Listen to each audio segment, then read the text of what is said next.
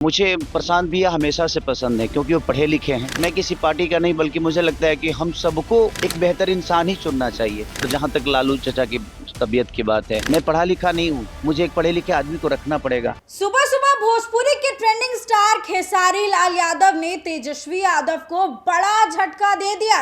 जहां एक तरफ विधानसभा चुनाव में वो तेजस्वी यादव की पार्टी से चुनाव लड़ते हुए नजर आए थे, वहीं दूसरी तरफ अब बांकीपुर उपचुनाव में किसी और के समर्थन में उतर गए हैं और लालू प्रसाद यादव को लेकर के भी बड़ा बयान देते हुए नजर आए हैं। नमस्कार, आप देख रहे हैं देशवाणी न्यूज, मैं हूं आपके साथ वैष्णवी।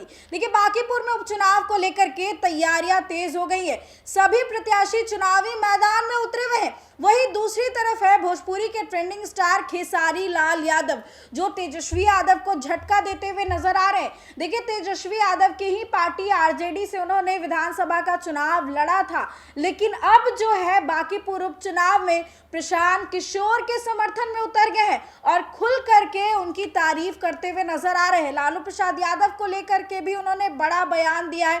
क्या कुछ कह रहे हैं खेसारी लाल यादव, उनके बयान को पहले आप सुने। व्यक्ति को जबरदस्ती उनके पीछे को नहीं पड़ता। देखिए, मुझे लगता है कि ये लड़ाई सिर्फ सोनम वांगचुक की नहीं बल्कि हर उस गार्जियन की है जो अपने बच्चों के अंदर एक अपने देश के भविष्य, अपने परिवार के भविष्य और अपने बच्चों के लिए दिनों रात मेहनत करके उनके शिक्षा के लिए या अपने देश को बेहतर बनाने के लिए हर वो माँ बाप हर दिन मेहनत कर रहा है। तो ये लड़ाई सिर्फ बच्चों की ही नहीं, मुझे लगता है कि पूरे देश के गार्जियन की, हर उस माँ के या हर उस पिता की, जो भी देश में रहता है, ये लड़ाई सबकी है और सबको आगे आकर और इस लड़ाई में मुझे लगता है कि साथ देना चाहिए। बांकीपुर से प्रशांत किशोर जो है चुनावी मैदान में उतरे हुए हैं, आप लगातार उनका समर्थन भी करते रहे हैं, क्या इस बार उनको समर्थन करिएगा चुनाव में? देखिए, बात समर्थन की नहीं, एक बेहतर इंसान की है जिसका एक विजन है, जिसके पास। मुझे प्रशांत भैया हमेशा से पसंद है क्योंकि वो पढ़े लिखे हैं और मुझे लगता है कि विधानसभा में एक आदमी ऐसा चाहिए जो बच्चों की लड़ाई लड़े, जो रोजी रोजगार की लड़ाई लड़े। मैं किसी पार्टी का नहीं बल्कि मुझे लगता है कि हम सबको एक बेहतर इंसान ही चुनना चाहिए, क्योंकि अगर आपके घर का गार्जियन ही सही नहीं होगा तो मुझे नहीं लगता कि बच्चों की भविष्य सही हो पाएगी। और एक नेता गार्जियन की तरह ही होता है। तो प्रशांत भैया सच में मुझे बहुत पसंद है क्योंकि उनके पास एक विजन है, पढ़े लिखे हैं, उनके पास हमारे बिहार के भविष्य के लिए एक मैप है। तो मेरी शुभकामना है उनके साथ।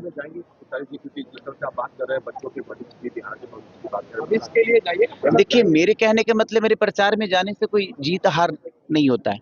मुझे लगता है ना कि यहाँ के लोगों को ये डिसाइड करना पड़ेगा कि किसी के आने से आप वोट देंगे कि एक बेहतर इंसान, एक बेहतर नेता चुनना है आपको। और मुझे लगता है कि प्रशांत भैया जैसे लोगों को आगे आना चाहिए और लोगों को, ऐसे लोगों को मौका भी देना चाहिए। आपने इतने लोगों को मौका दिया है ना, एक बार एक बेहतर इंसान को मौका दे के देखिए, शायद बेहतर ही होगा। मेरे उनके साथ भी मेरी शुभकामना है। जीतने के कोई एक ही जीतेगा, बट मुझे लगता है कि एक बेहतर इंसान है प्रशांत भैया और मैं हमेशा से एक बेहतर इंसान का साथ दिया हूँ और मेरी शुभकामना उनके साथ भी है कि बिहार की जनता को तय करना है कि वो किसके तरफ जाती है। एक बेहतर मैप जिसके पास है अपने बच्चों के भविष्य के लिए, बिहार के भविष्य के लिए, उसके तरफ जाती है कि कहीं और जाती है। तो मुझे लगता है कि सबसे पहले नेता बदलने से अच्छा है कि हम अपने आप को बदलें और ये बात 5 साल की नहीं है, ये बात बच्चों की भविष्य की है। तो मुझे लगता है कि बच्चों के भविष्य के लिए बेहतर विकल्प ढूंढना चाहिए। प्रशांत किशोर यदि सदन पहुंचते हैं तो क्या लगता है कि बिहार के युवाओं के लिए सुनहरा मौका है कि उनके बातों को रखा जाएगा पटल? बिल्कुल, एक मजबूत, देखिए बात क्या बताएं, देखिए मैं एज ए आर्टिस्ट नेता बन सकता हूं अपनी पॉपुलैरिटी पे, बट मेरे पास मैप नहीं है। मैं पढ़ा लिखा नहीं हूँ, मुझे एक पढ़े लिखे आदमी को रखना पड़ेगा ताकि वो मुझे मैप समझाए कि हाँ ऐसे विकास होगा। लेकिन प्रशांत भैया ऑलरेडी पूरी दुनिया को देख चुके हैं और वो पढ़े लिखे आदमी हैं। तो मुझे नेता बनने का कोई शौक नहीं है, बट हम लोग अपने बिहार में पढ़े लिखे लोगों को अगर वोट देंगे, पढ़े लिखे लोगों को अगर सदन पहुंचाएंगे, तो मुझे लगता है ना कि आपकी आवाज़ बन के वो कहीं न कहीं चाहे वो किसी भी दुनिया में रहें, वो आपकी आवाज़ उठाएँगे और बच्चों के भविष्य के लिए बेहतर बात करेंगे और जो बात ही नहीं करेगा, वो काम क्या करेगा? लालू प्रसाद और निषाद भारती ने ये भी कहा कि उनके घर के पास बहुत गंदगी है, जिस कारण से ये हालात हुए। पूरे पटना के हालात को उन्होंने ये बताया, जो कि पटना स्मार्ट सिटी में आता है। देखिए, सबसे बड़ी ना कि सबसे पहले हमको जिस दिन स्मार्ट लोगों को चुनना शुरू कर देंगे ना, अपने आप स्मार्ट सिटी बन जाएगी। कहने के लिए तो पूरी दुनिया स्मार्ट ही है।